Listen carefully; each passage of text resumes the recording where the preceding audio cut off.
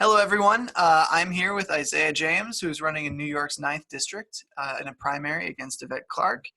Um, Isiah, thanks for being here with me again. Last time Thank we you so spoke, much for having me. the last time we spoke, you were not doing so well. No, it was not. I was just getting out of the emergency room. That was that early April. Early April.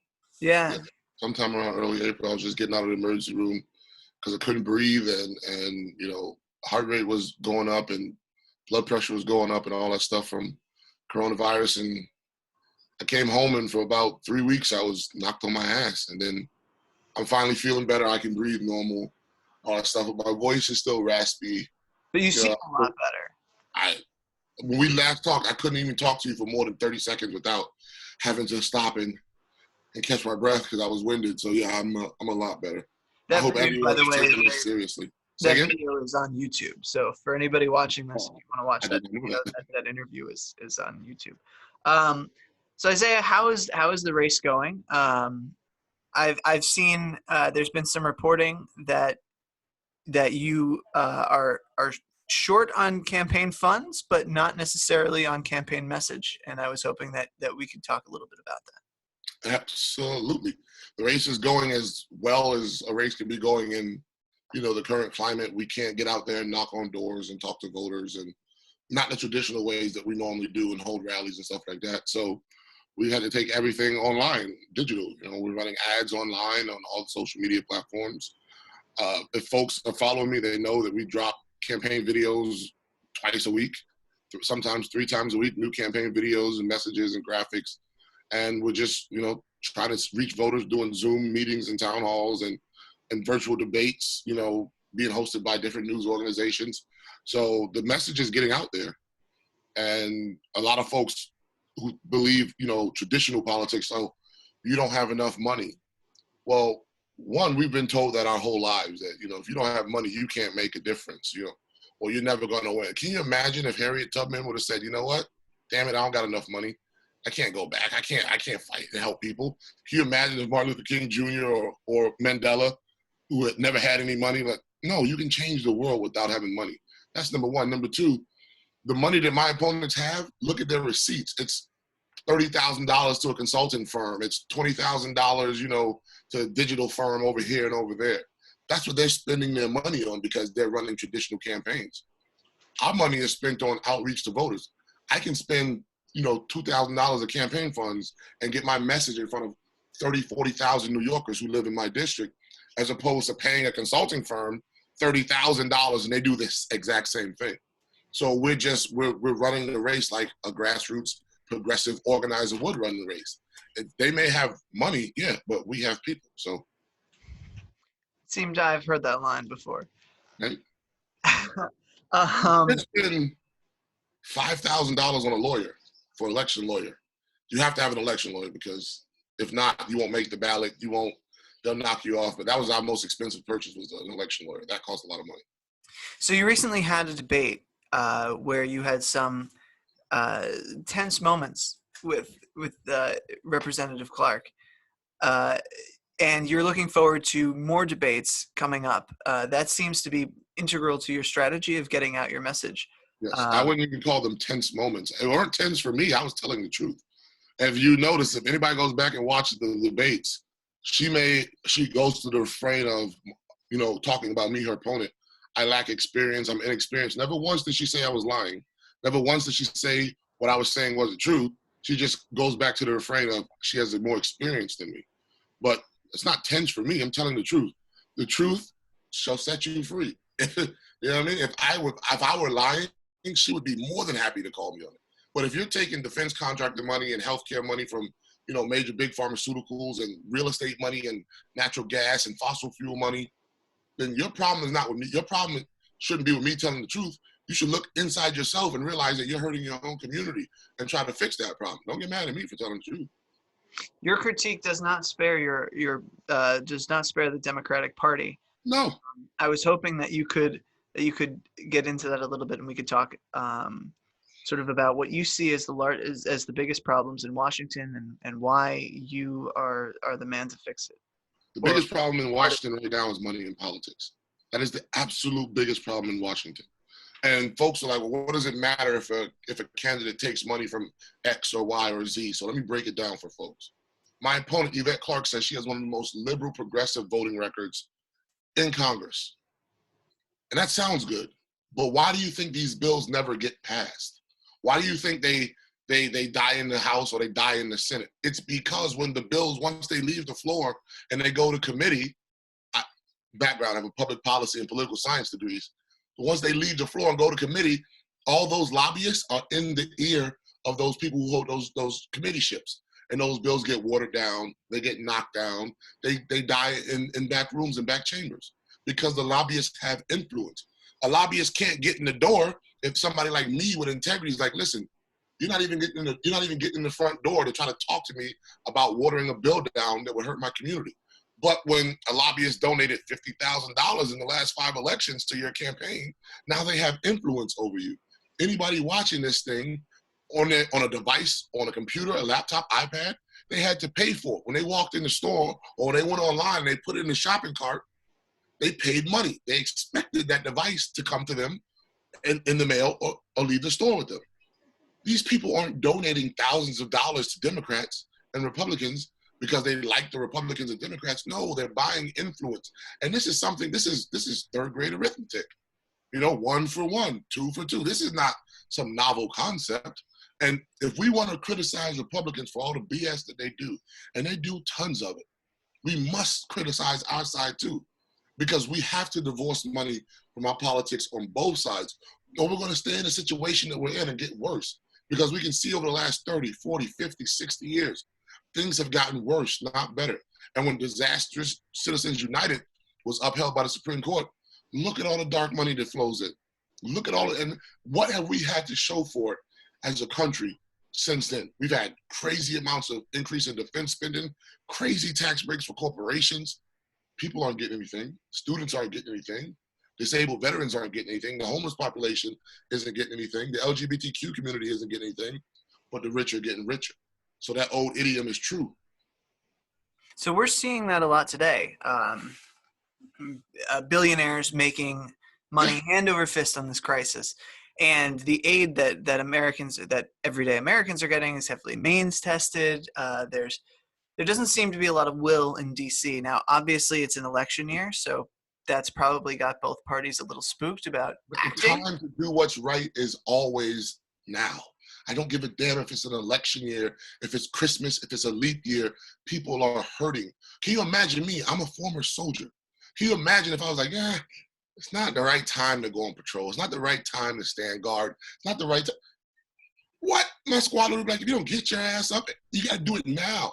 We have to do these things now. We can't wait to do these things. So what did you think of the HEROES Act?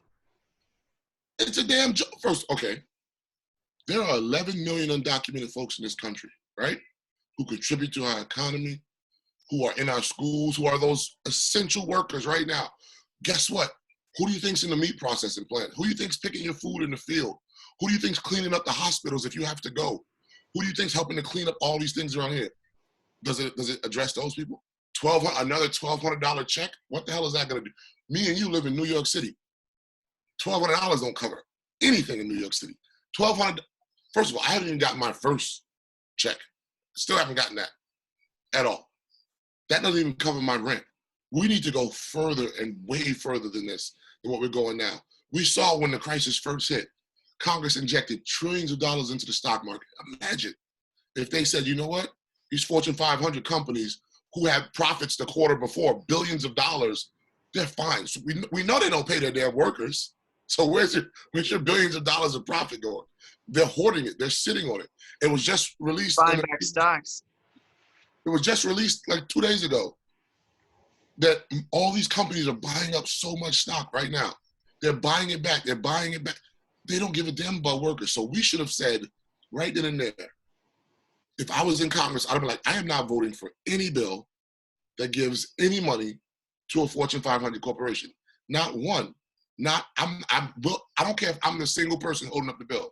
I'm not voting for that bill, period. Not only, and there's a compromise, well, we can give corporations and people. No. Any bill that has a corporation in it, I'm not voting for that, because we've gone down that rabbit hole too many times. We've tried trickle-down economics for the last 50, 60 years. It doesn't work.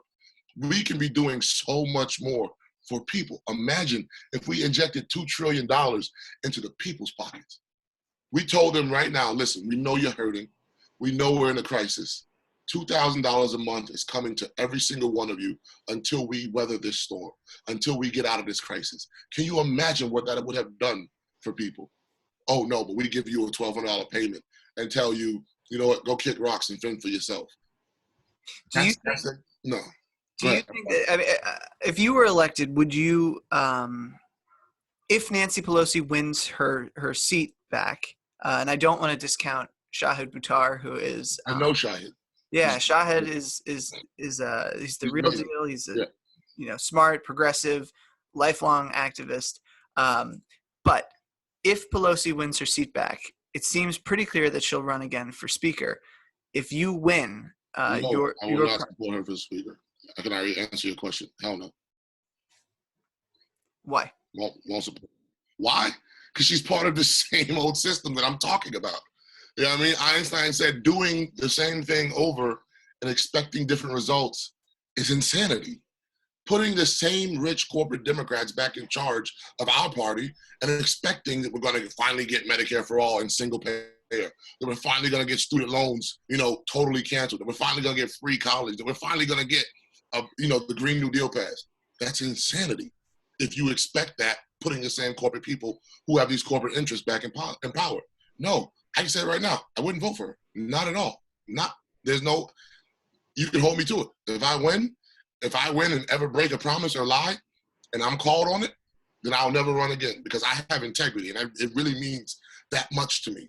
Like I told you when we first met, in the world I come from, in the military world, when you give somebody your word, they're putting their life in your hands, and vice versa.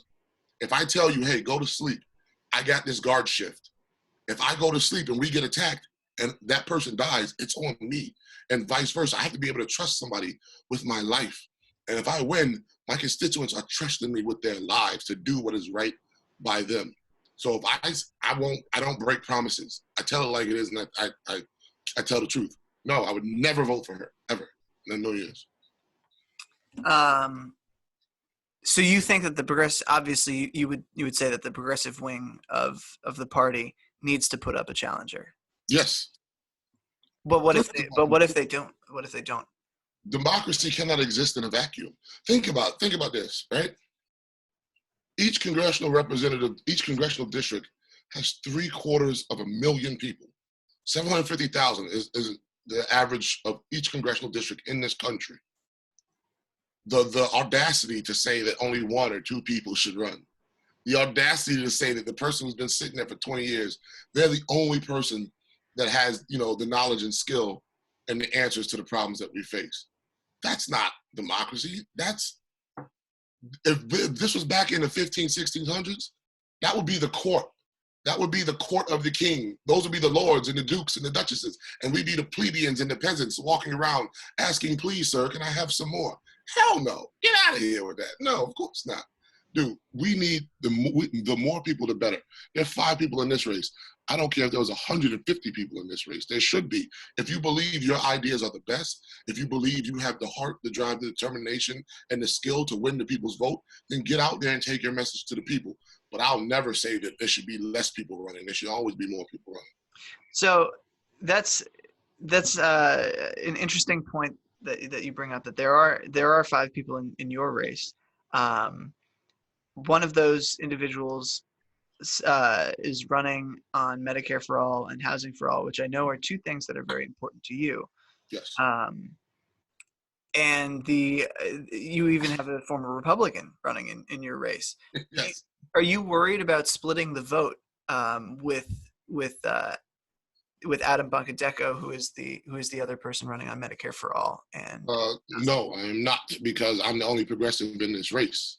So if progressives out there truly want a progressive choice, then they vote for me. If moderates and centrists want that choice, they can vote for that person. Or if Republicans or conservative Democrats have a choice in this race. But I'm running, and I'm the only progressive in this race, because, like you just said, let's talk about this. You said Mr. Bunkadeko is running on Medicare for all. That term now has been co-opted by big insurance and big pharma. Medicare for all doesn't mean what it meant when Bernie Sanders first talked about it. Medicare for all is this amorphous thing that, you know, we've seen Pete Buttigieg's plans and all these other centrist and corporate Democrat plans. So I'm 100% sure that Mr. Bunkadeko is running for Medicare for all with a public option. So let me tell you what a public option would do. A public option would allow all the sick people to be put on the government's rolls while healthy people don't get on the government's rolls, don't pay into any system or anything like that. And then a system that's full of sick people and poor people who can't pay will eventually collapse. It's designed to collapse. That's what a public option is designed to do. And then we'll never talk about Medicare for another 100 years. I'm running on single payer healthcare. And we see how important that is right now. The country to the north of us, Canada, they have it. England, France, Germany, Japan, South Korea, they all have it. This is not a novel idea that I'm talking about. This is something that every other industrialized nation, out of the 33 on earth that are quote industrialized, 32 provides some form of guaranteed healthcare to all in their country.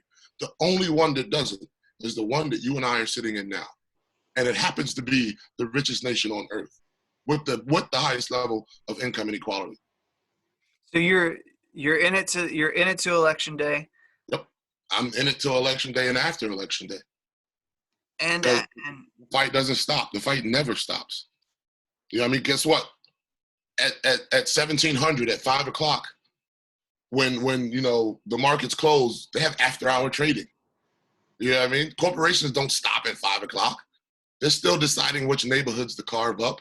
They're deciding which companies and plants to close. They're deciding which benefits to deny.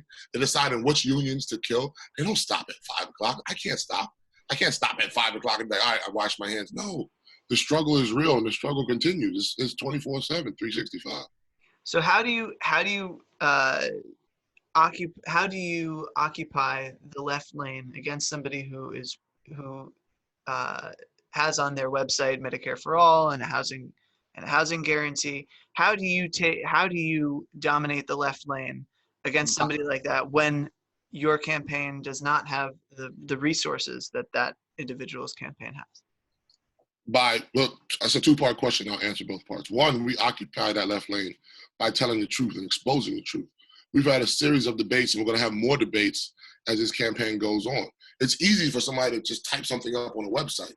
But when Mr. Bunkadeko is sitting across from a TV screen and is asked a question, and I can ask a rebuttal, are you for single-payer healthcare, or are you for allowing insurance companies to still operate and charge people? He has to answer that. When I ask him, why does he take money from the Kushner family, he either has two choices. He can lie and say he doesn't, and then everybody out there can see they're being lied to, or he can explain why he's taking money from Republican operatives. That's number one. Number two, the money that Mr. Bunkadeko has in his campaign coffers, God bless him, like I said at the beginning of our interview, this is for consulting firms and all these other giant things. Our money, the little money that we do have, is targeted, it's strategic, it's getting our message out there. We have texting software and phone banking software and all that stuff. I have the same numbers that Mr. Bunkadeko has. When the same voters who are registered in our district, their information that he has, I have the same information. He bought his from, I'm assuming, you know, the big, you know, van, the one that all the big campaigns use. We got our numbers from somebody else, but they're the same voters. The voter data is the voter data. We have the same voter data. We bought it. So what are you hearing when you do phone bank and you call and reach out to voters? What are you hearing in terms of how people are doing, and then how receptive they are to your policy prescriptions? Folks are scared. They don't understand. They don't have a sense of certainty. They don't know about rent. They don't know when this virus is going to end. They don't know if the country is going to open back up. Folks are really scared right now, and all they want is for somebody to tell them that things are going to be okay and show them this is how we move forward after this tragedy has passed. That's what we're hearing, and folks are really receptive. When they hear our message, then they're like, wow, okay, you're speaking my language, so to speak, because we tell folks, listen, we need national rent control in this country. If we had national rent control in this country, would a crisis like this hit? nobody would have to worry about getting evicted because we'd have rent controls in place. But if we had single payer healthcare in this country, nobody would have to worry about affording a test. Nobody would have to worry about a hospital bill for getting coronavirus. Nobody would have to worry about any of that thing because things would be in place. If we had a bigger social safety net, folks wouldn't have to worry about food stamp benefits drying up or where am I going to get food because we'd have things in place. So all the message that we were talking about, folks are starting to see because coronavirus has exposed all of the stuff that activists have been talking about for decades and years. We need to do certain things. And now folks are starting to see, wow, maybe they're not just crazy socialists like everybody talks about. Maybe they're really true. Maybe my employment or my healthcare shouldn't be tied to my employment because when something like this hits and it's not my fault, now I lose my entire health coverage that I had because I got laid off through no fault of my own. Wouldn't it be nice if I didn't have to worry about that? Like people who are living right over the border of Canada? Yeah, some 27 million people have already lost their insurance, and it's projected to be close to 40 plus million by August. Those numbers are only going to go up. Now, 40 million in addition to the 33 million that were already uninsured under Obamacare. Right. So we're talking in upwards of 70 to 80 million people. That would be like the 6th or 7th largest country in the world who won't have any health care. Think about that. So what do you make of calls to reopen the country? Okay. Because as I'm sure you're aware, there are discussions now being had by Democrats and Republicans. The calls, I think, are originated with Republicans, but now the conversation is being had nationally about when the right time to open is, and do you there is no, for some background, there is no effective treatment yet for COVID-19, nor is there a vaccine. And there doesn't seem to be either one of those things on the immediate horizon. Do you think that these conversations are premature? And what do you make of measures that would exempt companies from liability should they reopen? This is absolutely premature. I know folks are out of work and they want to get back to work and they want to have a job, but this is where the federal government comes to step in to fill that need of folks not earning from an actual job. The federal government is going to step in and buttress that while we're going through this crisis. The only time we should open up this country is when science leads the way. Republicans and Democrats don't want to open up the country. They want to open up the economy. They don't give a damn about the people of the country. They care about the economy because, again, those big donors, those big business, those Wall Street guys are in their ears saying, hey, we're losing money. We need to open this back up. That's what they're talking about. They're not talking about anything for the sake of people. Think about this. We're not even through the peak of this thing, and we're at 90,000 dead Americans. That's what we know of. 90,000 that we know of. I think it's closer to 94, but yeah. I think it's way back. First of all, a virus doesn't move linear. It moves exponentially. Right. So deaths don't move linear. They move exponentially. So what do you think is going to happen in, God forbid, 3 weeks, 4 weeks, when they open the country, if they open the country back up and people just start flooding into places? You know what I mean? We're going to see carnage. The mayor de Blasio just came out today and said, if only we had known, we could have closed things a week earlier, all these things we could have saved. If everybody's out there, go look at my Twitter, go look at my Facebook, my Instagram. When Isiah James, was calling way before we even closed it, was calling to shut everything down because I saw what was happening. I studied statistics in college. If there's one infection in New York City, that one infection is really 1,000 infections. And I was calling long ago, shut this thing down till we can get a handle on this. Our mayor, our governor, our congresswoman, Yvette Clarke told people to go outside to kiosk and use internet kiosk in the middle of a damn pandemic. This is who we have at the helm of our ship right now. And it's not right. And that the federal government talking about opening back up the government. Listen, I know that folks are hurting right now, but that is where the federal government steps in and says, you know what? Instead of opening back up and risking more lives in this country, let us help our citizens. Let us put a moratorium. The president, I don't like him, but he has extraordinary powers during a national emergency. This is a national emergency. He can freeze banks. He can tell banks, do not collect mortgages. We're not going to collect mortgages. He can tell student loan companies, you're not collecting student loan. All debt companies, You're not collecting debt. He can do that in a national emergency. We are in a national emergency. We have the Defense Production Act. He can authorize that and ramp up production of all the PPE we need. But our leaders on both sides they're inept. They're not doing anything. And the thing about me, and coming from a military background, I don't care if you are the highest general or you're the lowest ranking private.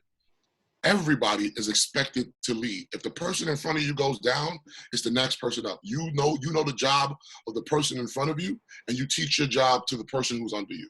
So you can step up when they're not leading. Nancy Pelosi is third in line to the presidency. Third. It's the president, the vice president, secretary of state, speaker of the house, all the whole damn thing. She should be, her and Chuck Schumer just said that the president should lower the flags to half staff when we get 100,000 deaths in the country. That sentence I just strung together should have never been said in our entire history of this country. It just seems like a ridiculous, pointless. You have to work to suck that bad at your job. You really do. And if it seems like I'm angry, and I'm mad, you should be angry. Everybody should be angry. You should really be angry that our government is this damn inept at leadership in a time of crisis. So anger is one response. I've been talking to a lot of people, at least in my circle, that social circles, that are depressed. What do you say to people who feel defeated and who are at home right now and wish that things were different, but don't feel like they have the energy to invest and be constantly disappointed?